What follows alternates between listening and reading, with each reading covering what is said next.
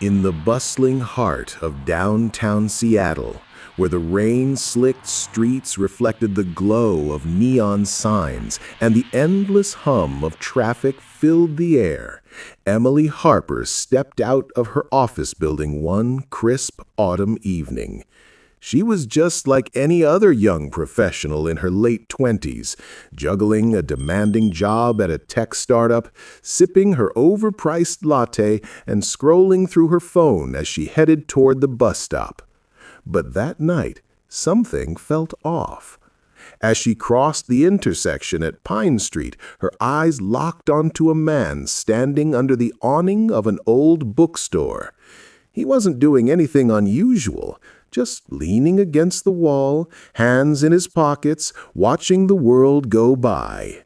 But then he looked right at her, and his lips curved into the warmest, most enigmatic smile she'd ever seen. It wasn't creepy or forced. It was genuine, like he knew a secret about her that even she didn't. Emily froze for a split second, her heart skipping a beat. Who was he? And why did that smile make her feel like her entire life was about to unravel? She shook it off and kept walking, but deep down she couldn't help but wonder, what if that stranger's smile was the key to something extraordinary, or something she should run from? Emily had always prided herself on being practical. Growing up in a small town in Oregon, she'd learned early on that life was about routines: school, work, the occasional weekend hike in the mountains. Moving to Seattle 5 years ago for her dream job in software development had been her big adventure. But even that had settled into a predictable rhythm. Wake up at 6 a.m., gym, office by 8, home by 7, Netflix until bed. No drama, no surprises. That's how she liked it. But the next morning, as she hurried to her bus stop with her earbuds in, blasting her favorite indie playlist, there he was again. Same spot, under that bookstore awning, same casual stance, and when their eyes met, that same smile, soft, knowing, almost inviting. He didn't wave or approach her. He just smiled and looked away, as if it was the most natural thing in the world. At first, Emily dismissed it as coincidence. Seattle was full of quirky characters: the street performers, the coffee addicts, the tech bros in hoodies. Maybe he worked nearby or lived in the area. But by the third day, it started to gnaw at her. She found herself glancing over her shoulder as she walked, her mind racing with questions. Was he following her? No, that didn't make sense. He was always there before she arrived. Did she know him from somewhere? High school? A forgotten online date? She racked her brain, but nothing clicked. That evening, after a long day of debugging code that refused to cooperate, she confided in her best friend, Mia, over video chat. "It's probably nothing," Mia said with a laugh, twirling her hair. "Seattle's weird like that. Remember that guy who juggles fire on the pier? Harmless." Emily nodded, but as she hung up, she couldn't shake the feeling. What if it wasn't harmless? What if that smile was hiding something deeper?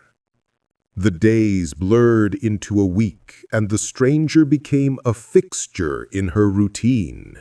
Every morning and evening, without fail, he'd be there, rain or shine, in a simple gray coat that blended into the city's foggy backdrop. His smile never wavered, but he never spoke, never moved closer. Emily started varying her path, taking a detour through the park or crossing a block early. But somehow he was always in her line of sight, that smile pulling her gaze like a magnet. It was maddening. At work, her focus slipped. She'd stare at her screen, replaying the encounters in her head. Colleagues noticed. "You okay, Em?" her boss asked during a team meeting. "You seem distracted." She forced a laugh. "Just tired. Too much caffeine, I guess." But inside, curiosity was turning into obsession. Who was this man? Why her? And why did his silence feel louder than any words? One rainy Friday afternoon, Emily decided she'd had enough. As she left the office early for once, dodging puddles on the sidewalk, she spotted him again. This time, instead of averting her eyes, she stared back. His smile broadened slightly, as if acknowledging her challenge. Her pulse quickened. "Screw it," she muttered under her breath. When the light changed and he turned to walk away, always in the same direction, toward the quieter residential streets, she followed. At a distance, of course, she wasn't reckless, but her feet moved almost on their own, propelled by a mix of fear and exhilaration. He didn't seem to notice, or if he did, he didn't care. He strolled leisurely, hands still in his pockets, weaving through the crowd with ease. The pursuit led her away from the familiar chaos of downtown into a neighborhood she rarely visited, tree-lined streets with cozy brownstones and small cafes spilling warm light onto the wet pavement. Emily's mind raced. What if he was leading her somewhere dangerous? She gripped her phone tightly, ready to dial 911 if needed, but something about his calm demeanor kept her going. He stopped at a corner park, one of those hidden gems with benches and a small fountain, and sat down, pulling out a book from his coat. Emily hesitated behind a cluster of maples, her breath coming in shallow bursts. Should she approach him? Confront him? Her heart pounded as she weighed her options. Just as she stepped forward, he looked up, not at her, but at a group of kids playing nearby. His smile softened, and he waved them over. To her surprise, they ran to him, laughing. "Mr. Ellis, tell us a story!" one shouted. Emily froze, hidden in the shadows. Mr. Ellis.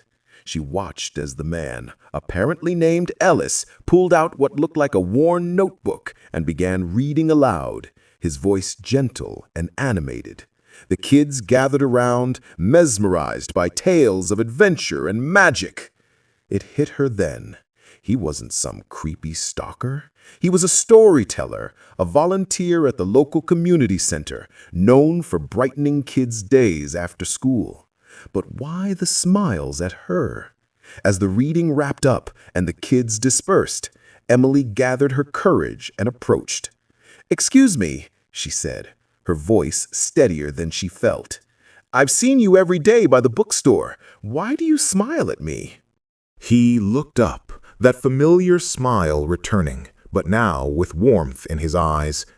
"Because you looked like you needed it," he replied simply. "I see a lot of people rushing by, heads down, lost in their worlds.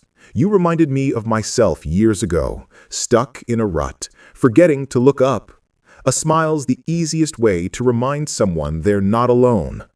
Emily blinked, taken aback.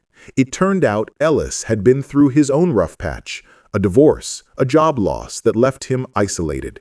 He'd started volunteering to rebuild his life, and part of that was spreading small acts of kindness. "No big mystery," he chuckled, "just a guide trying to make the city a little less lonely." As they talked, the rain eased into a drizzle, and Emily found herself opening up about her own stresses, the endless work grind, the feeling of being invisible in a sea of faces.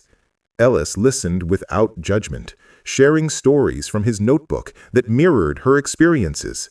By the time they parted ways, with promises to grab coffee sometime, Emily felt lighter than she had in months. Walking home, she realized how her routine had blinded her to the connections right in front of her. Looking back, that stranger's smile taught me something profound.